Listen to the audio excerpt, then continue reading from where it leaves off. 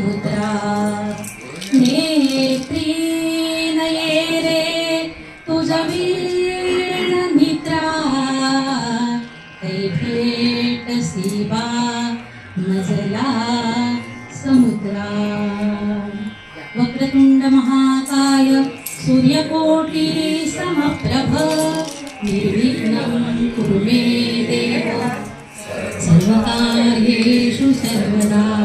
गुरुर्ब्रह्मा गुरुर्विष्णु गुरुर्देवो महेश्वरः गुरु साक्षात् परब्रह्म तस्मै श्री गुरवे नमः। ओम श्री परमात्मने नमः। ओम श्री सद्गुरवे नमः। ते जमलेले माझे सगळे आता आप्त झालेले आहे।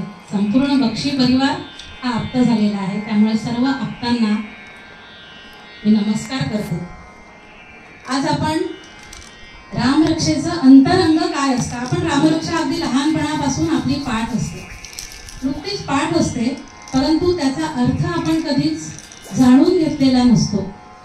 चैत्र शुद्ध प्रतिपदा ते रामनवमी हा जो काळ आहे हा अत्यंत महत्त्वाचा काळ आहे। आणि या काळामध्ये ही जी रामरक्षा आहे या रामरक्षेचं पठण केलं तर खरोखर त्याचा परिणाम आपल्या सर्वांगावर होतो हे आपल्याला माहीतच नसतं।